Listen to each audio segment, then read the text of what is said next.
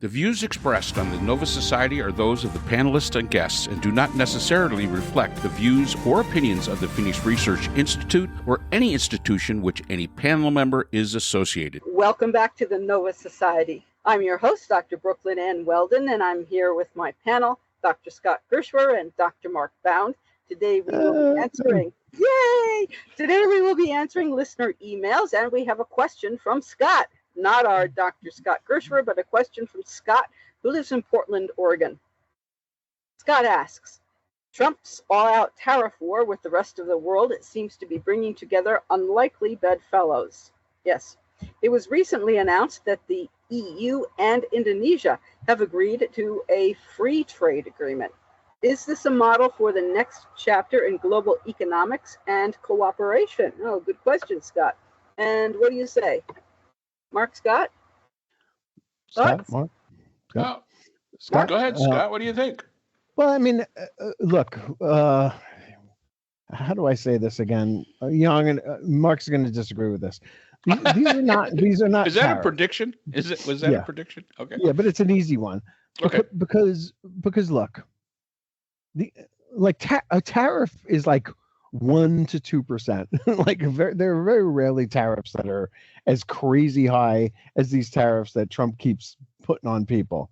And the reason that he's doing it isn't to protect U.S. industries, as we've talked about, because we don't have them, right? You can't protect an industry you don't have. And tariffs have traditionally been something that you use to protect an industry, as India is doing with its industries, right? India had a motorcycle industry and wanted to protect it, so they put tariffs on American motorcycles, specifically Harley Davidsons, and it costs a lot of money to buy a Harley Davidson, apparently in Bombay, or whatever that's called these days, Mumbai. And so that's kind of what a tariff is. It's not like 20%, 30%, 100%, 150%. It's not these crazy numbers. It's not 10%. 10% is a huge tariff. And the other day, Trump announced that he made a deal with Indonesia, okay, which is not, I think, a huge trading partner of ours. But he announced a deal with Indonesia, and he says they're going to pay 19%. We're going to pay nothing. It's a good deal for both parties. And here in the real world, what that means is that American companies get to sell goods and services to Indonesia at no extra charge, right?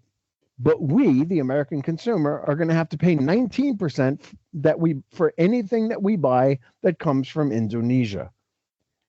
How is this helpful to us? I don't understand the logic of this and why people are going along with when Trump says we're going to charge them. He's not charging Indonesia anything. Indonesia's paying nothing. Indonesia sends us footwear, other kinds of apparel, animal, vegetable fats, including palm oils, some electronics, a little bit of headgear, some rubber, some tires, and shrimp. All of that stuff that comes from Indonesia is going to cost 20% more for the American consumer to buy than it did yesterday. And I don't understand why this is supposed to be good for America. I don't understand why there are people here who say that our trade deficit with these other countries is unfair. The per capita income of people in some of these countries is like $1,000 a year. What are they buying from us? They don't have any money to buy American goods. Who cares if we're not selling anything to them? We're basically using them as slave labor to buy stuff that we want to get cheap, and Trump is ruining that but by making us pay more for it. He's not helping them any, by the way. But he's not helping the slaves. But he is hurting the American consumer, and I just don't understand why enough people aren't getting up and talking about this.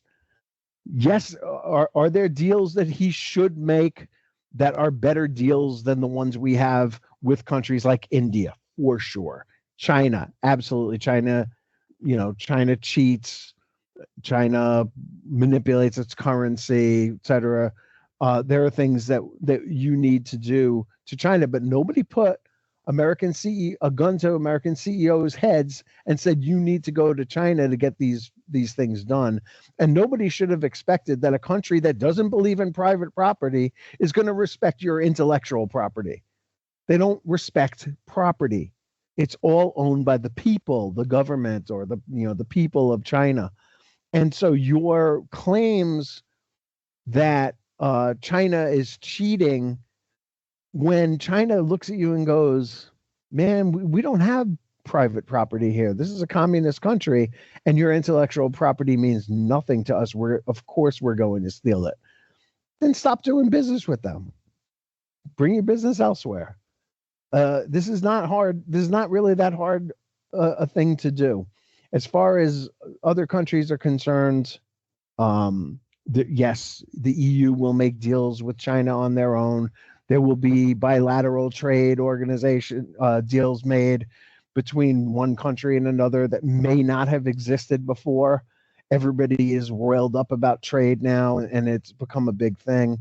So yeah, I do think that there are going to be, we're less unilateral now than we were before, and that's probably a good thing for people of other countries.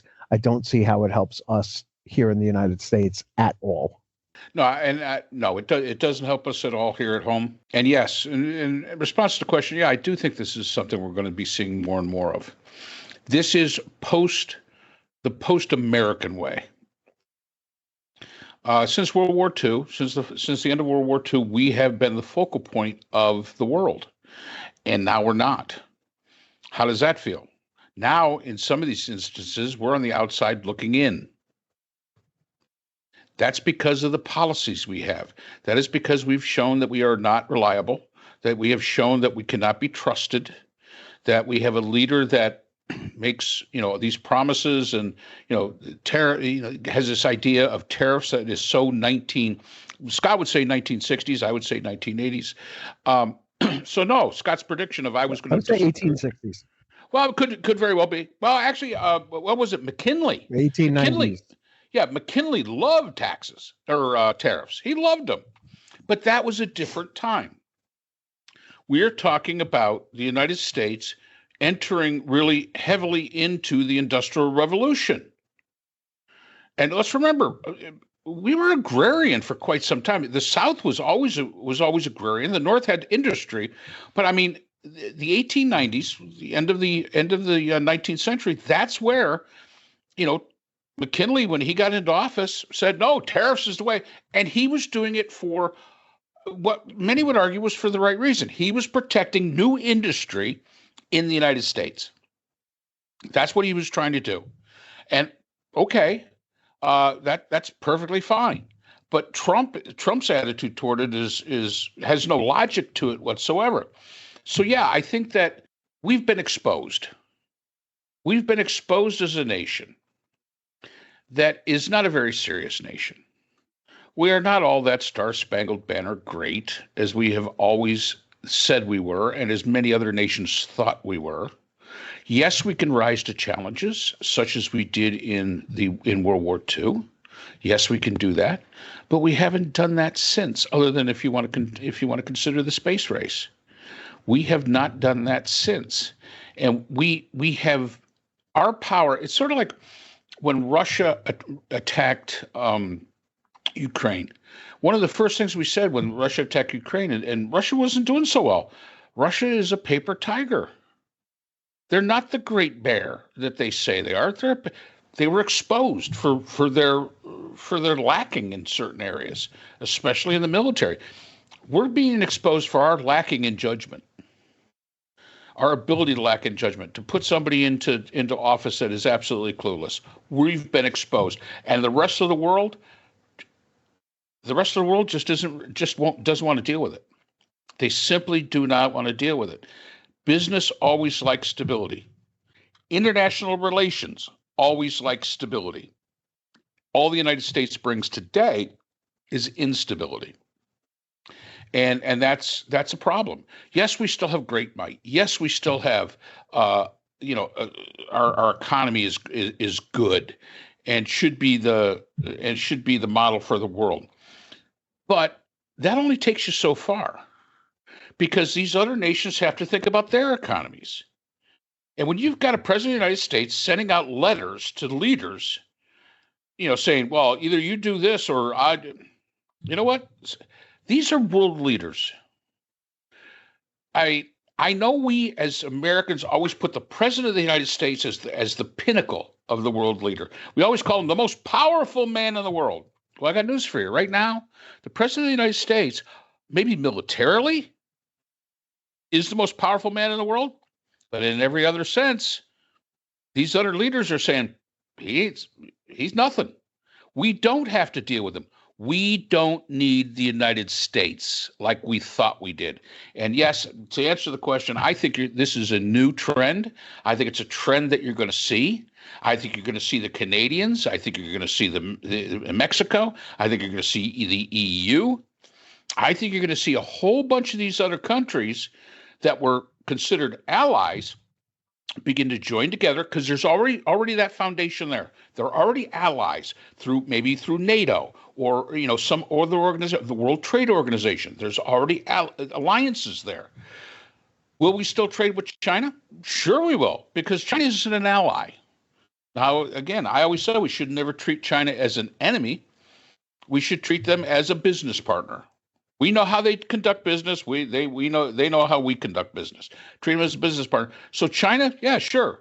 There's no better place, because, as Scott has said before, our greatest asset to the entire world is we're consumers. We consume massive amounts. And if the price is high, we'll bitch, piss, moan, but we'll still buy it. And that's an important thing to remember. And China, they're going to play onto that. They're going to play on it. We just bought some stuff that's coming. We're building an oasis out by the pool. Every single box says made in China. Every last one of them says made in China. So yeah, they're gonna keep selling to the United States, but it's not just selling. It's also the United States does have to export, not just import, because the people of the United States can't afford American goods. If that's all, if that's all that there is for the American business to sell to is Americans, you think the prices are high now. Wait until those prices hit. So no, I think this is going to be a new trend. As I said in a podcast, I think it was a couple of weeks ago, there's been talk they're going to get rid of the World Trade Organization. There's going to be some countries coming together to form a new organization to replace it. And the one country that is not being considered or even spoken to is the United States of America. So we're on the outside looking in. And that's all because of the inconsistent, stupid policies of the current president. And let's face it, nations blame the electorate. You guys selected them. You got the government you deserve. Now, you're going to get the consequences that government affords you to get. Yeah. Apparently there's a joke, at least I understand that there's a joke in Europe or elsewhere or wherever it is, that in Germany it's this time, and in Japan it's that time, what time of day, and in the United States it's 1890 or something like that, and it's not so funny actually, but it sort of is, but given the consequences for us as we've been discussing, it's not so funny. And one of the idiot proposals is that people who are no longer on Medicaid are going to go out and work in the fields and replace the immigrants who are no longer working in the field. And that's where our food supply is going to come from. According to Brooke, I think it's Brooke Rollins or something, is our agricultural secretary, and I don't know who else has that brilliant idea. So Scott, I don't know if your mom is up for that, but a bunch of people are going to be out there working in the field, supposedly. Yeah, she'll love that. Yeah. Yeah. 95 years old. The the idea that the American consumer drives the U.S. economy. We know that, and we do need trade. Yes, of course, we do need to trade elsewhere. We know that in the first Trump administration, farmers had to be subsidized to a greater extent than they already are to make up for the fact that they've lost customers, right? They lost China as a customer for soy and hogs and other things that China used to buy from America. They now buy from Australia and Brazil. And that to make up for the shortfall that the farmers were experiencing, taxpayer dollars were subsidizing those industries. If we find that that other countries aren't buying beef, for example, which is right now, I believe, at an all-time high here in the United States, due to a number of different factors, but one very prominent one is climate change. They don't have grazing lands that we used to have because there's droughts in some parts of the country and floods, as we've seen in other parts of the country, and we're not it's not conducive to having large herds of cattle, and so beef is at an all-time high. But if we're not selling beef overseas and we need to sell it here, the prices should go down, right? But they're not. And so there's a lot of manipulation going on. We are very, very far away from the free market that Republicans have always talked about, that we want to just take our hands off and let the free market be the hand that decides everything. And we're not doing that right now. We have a president who wants to control every single aspect of every single thing he can, from trade to, who gets a role at the Kennedy Center in some play. And he can't stop being in our faces for 1 second on anything. And it is costing us all a great deal of money. Maybe not right now, because let's face it, June and July are not peak spending times. But in August, when people start buying back to school stuff, they are going to see a difference. And as things come off the shelves, and we usually have just-in-time inventory here in the States in big box stores like Walmart and all the retailers out there, they're going to be replacing less expensive goods with more expensive goods, and they are definitely going to be passing that along to consumers, because they are not going to suffer as much as they may be right now, able to deal with a little bit less profit. There was a big buy up when Trump became president. People started stocking up on inventory, but eventually warehousing becomes more expensive than buying things as you need them. And because of the space of warehousing being so high, real estate in America is very expensive. They're not going to warehouse things for very long.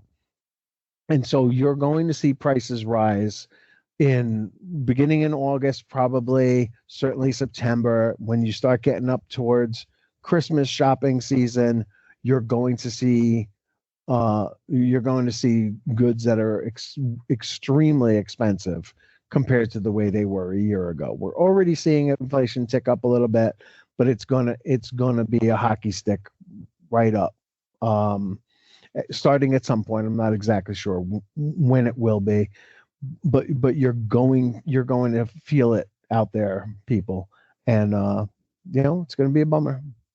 Well, don't forget, Trump said that girls don't need $30 or $40. They can get by with 3 or 4 or 2 or whatever it is. So right, he doesn't care. He says that with all the gold looking crap that he puts around the Oval Office, getting more and more every week, it seems. Yeah. Obviously, he can't live without his creature comforts, as bizarre as they may be. but he's asking Americans to sacrifice, and I don't think Americans want to sacrifice. And there we have it. And Brooklyn, you brought up a really good point. There was a deal made between rural states and urban states. I'm guessing this went back to the 70s, maybe the 60s. I don't remember exactly when, where farmers needed to be subsidized, and in order to get the votes from city or big city congressmen, they made a deal for basically amounts of food stamps or WIC or programs like that. If you remember in the 1980s, government cheese, right? I think we've probably talked about this before, where the government would purchase dairy products and other products from farm states, pay the farmers. The federal government would then take that and give it to poor people, mostly in urban areas, but also rural areas, but certainly urban areas where I grew up. My grandmother used to get government cheese. And so there was a balance there, right? That was like good horse trading, Washington style. Now they've gotten rid of those programs to feed the poor, right? We are no longer feeding the poor. The poor are on their own. And I don't see any reason why we should continue to subsidize farmers. And Mark may disagree with this because he comes from a farm county in New York, where people did probably rely very heavily on government subsidies to keep their farms going. And I'll go even further. I read this. I'm not making this up.